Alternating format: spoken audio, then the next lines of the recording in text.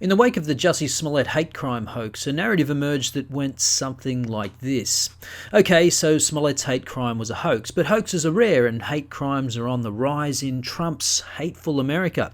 This article, posted in the Pacific Standard back in February, was fairly typical, claiming that hate crimes were at a decade-long high and citing the FBI statistics that showed a 17% increase in 2017, the latest year for which the FBI has data.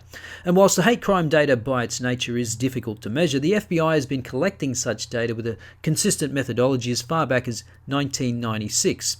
And sure enough, when I dug out the data from the FBI reports, it confirms what was said in this article. The number of hate crime incidents reported to police was up 17% in 2017, the highest recorded since 2008.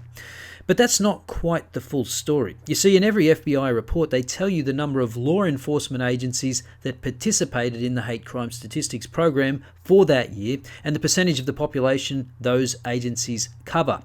So for 2017, we're told that there were 16,149 participating law enforcement agencies covering approximately 306 million Americans.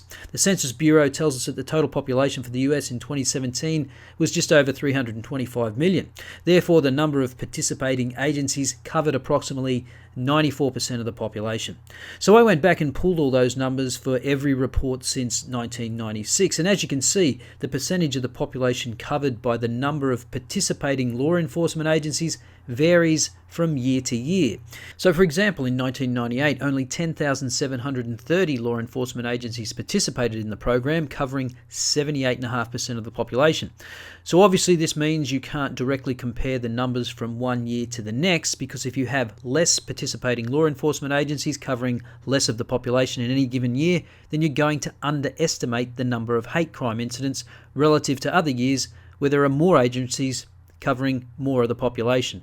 So to adjust for this, I grossed up all the figures for each year to show what they would look like if all law enforcement agencies covering the total population participated in the program. And when you do that, the 17% increase for 2017 turns into an 11.5% increase and is well below the average of the past 22 years. In fact, the increase in 2015, when Obama was president, of 13% is greater than the increase in the most recent year. But wait, there's more. We also need to adjust these figures for growth in the population. So expressed as a rate per 100,000, hate crime incidents in the US are at levels on a par with 2012 at 2.3 incidents per 100,000 and well below the average of 2.8 over the past 22 years. So it's fair to say that hate incidents are up, but they've been rising since 2015 before Trump took office and are still well below the average of the past 22 years, hardly at some epidemic level. Now, how about the second claim outlined by the Pacific Standard, that hate crime hoaxes are rare? An interesting article came out in the Wall Street Journal in late June claiming that hate crime hoaxes are more common than you think. Wilfred Riley, a black, not that that should matter, professor of political science at Kentucky State University, wrote a book called Hate Crime Hoax, in which he alleges that hate crime hoaxes are more common than you are being led to believe. Riley compiled a database of 346 hate crime allegations and determined that less than a third were genuine. Turning his attention to the actual hoaxes, he then put together a data set of more than 400 confirmed cases of fake allegations that were reported to authorities between 2010 and 2017. He allows that the exact number of false reports is probably unknowable, but what can be said with absolute confidence is that the actual number of hate crime hoaxes is indisputably large. We are not speaking here of just a few bad apples. Now, you might say, okay, he compiled 400 hoaxes over an 8-year period. That's 50 a year, and over that same period, hate crime incidents were about 6,000 per year. So hoaxes represent a little less than 1% of all incidents reported to the FBI. However, after a little more digging into Riley's book, the incidents he recorded were ones that received national attention. Obviously, it would be impossible to investigate every hate crime allegation. Here's Riley himself in USA Today back in February. Doing research for a book, Hate Crime Hoax, I was able to easily put together a data set of 409 confirmed hate hoaxes. An overlapping but substantially different list of 348 hoaxes exists at fakehatecrimes.org, and researcher Laird Wilcox put together another list of at least 300 in his still contemporary book crying wolf. To put these numbers in context, a little over 7,000 hate crimes were reported by the FBI in 2017, and perhaps 8 to 10% of these are widely reported enough to catch the eye of a national researcher. So Riley selected his 409 from a data set of perhaps 500 to 600 a year over the 2010 to 2017 period. So obviously Riley's sample of about 50 a year still only captures about 10% of those allegations that find their way into the national news media.